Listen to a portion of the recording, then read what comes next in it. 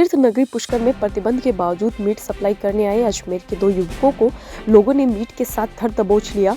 इनमें से एक युवक चकमा देकर भाग छूटा। लोगों ने पुलिस को सूचना दी। प्रत्यक्षदर्शियों ने बताया कि देर शाम लोगों ने रामधाम के पास 2 संदिग्ध युवकों को पकड़ा और उनकी तलाशी ली। तलाशी पर लोगों को उनके पास से जानवरों का मांस मिला। लोगों ने धार्मिक नगरी में मांस के बेचने व सेवन करने पर प्रतिबंध लगा होने का हवाला देते हुए दोनों की पिटाई करना शुरू कर दिया। इसी बीच एक युवक मौके से भागने में सफल रहा। सूचना मिलते ही पुलिस मौके पर पहुंची तथा युवक को जीप में बैठाकर थाने ले गई और जांच पड़ताल शुरू कर दी। युवक ने अपना नाम आसिफ बताया है। ये भी अजमेर का कोई निवासी है और यहाँ पे पुष्कर में तीर्थ नगरी पुष्कर में धार्मिक नगरी है जहाँ पर मांस मदिरा ये नॉनवेज वगैरह लेके आया और यहाँ पे वो वक्तों ने और सभी भाइयों ने पकड़ा इसको और उसने कबूला है कि ये गोमांस है और अभी देखते हैं जांच में पता चलेगा क्या है और उस पर उचित कार्रवाई करवाने के लिए प्रयास जारी है। पुलिस प्रशासन ने अभी उसको थाने लेके गए हैं। किसके खातिर लेके आया? अब ये बोल रहा है कि यहाँ पे जो ये बंगाली बिहारी रहते हैं उनके लिए लाता है। तो अब सोचिए कि ये धार्मिक नगरी ब्रह्मा जी की नगरी है, यहाँ पर इस तरीके से अगर नॉनवेज आता रहा तो फिर धार्मिकता कहाँ रही।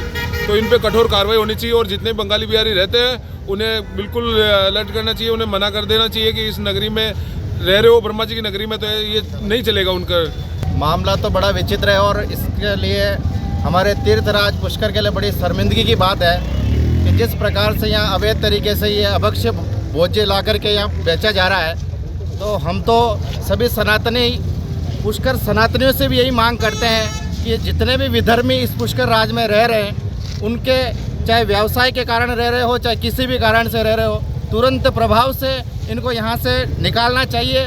तब जाकर के ये स्थितियाँ नियंत्रण हो पाएगी। क्योंकि आज हमारे पुष्कर की स्थिति, हम कहते हैं कि हम सनातनी है सब कुछ है, लेकिन सनातनियों के घर में ही कई सारे विधर्मी लोग रह रहे हैं सिर्फ कुछ पैसे के लालच में। जो चीज़ें बंद होनी चाहिए और प्रशासन से भी यही मांग करना चाहते हैं कि जितनी भी व्यावसायिक गतिविधियां चल रही उनका वेरिफिकेशन होना चाहिए, उनका ऑन रिकॉर्ड होना चाहिए। और यहाँ आकर के कुछ लोग जो यहाँ के वासी बन चुके हैं और आज कहते हैं कि हम पुष्कर के वासी हैं, उनके भी पते करने चाहिए कि वो कहाँ से आए, उनका क्या बैकग्राउंड है और उनका पूरा आईडी प्रूफ होना चाहिए। तब जाकर के ये चीज़ें नियंत्रण होगी। और मैं पुष्कर के सभी सनातनियों से ये आह्वान करना चाहता हूँ और प्रशासन से भी कि तुरंत प्रभाव से इन चीज़ों को कंट्रोल करना चाहिए, वरना आने वाले समय में अगर ये चीज़ें बढ़ती रही तो सभी सनातनियों में एक उग्र भाव पैदा हो चुका है और ये उग्र आंदोलन का रूप लेगा। क्योंकि छोटी मोटी घटनाएं नहीं है, आज हमारे सनातन धर्म को मिटाने वाली घटनाएं और ये हमारे सनातन तीर्थराज जो है सतियों का तीर्थ है उसकी गरिमा पर आघात पहुंचाने वाली बात है।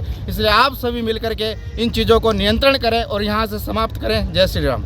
गुरुजी, आज कार्रवाई नहीं करेंगे तो आगे क्या कार्रवाई करेंगे? कार्रवाई नहीं करें तो हम सभी सनातनी और जितने भी हिंदुवादी संगठन हैं उनसे यही मांग करेंगे और उनसे पहल करना चाहेंगे कि आप सभी मिलकर के पुष्कर कम से कम हमारे तीर्थ की गरिमा को बनाए रखें, ऐसी स्थितियां पैदा करें। सिर्फ पैसा ही जीवन का आधार नहीं होता, हमारा धर्म भी बहुत कुछ कहता है। धर्म के आधार पर कई सारी चीज़ें होती है और ये चीज़ें आज नहीं पिछले कई सालों से चल रही है, लेकिन आने वाले समय में अब हिंदू जाग चुका है। तो ये आग लग चुकी है कि हमारे सनातन को बचाना है, तो ऐसे विधर्मियों को यहाँ पुष्कर से बाहर निकालना होगा।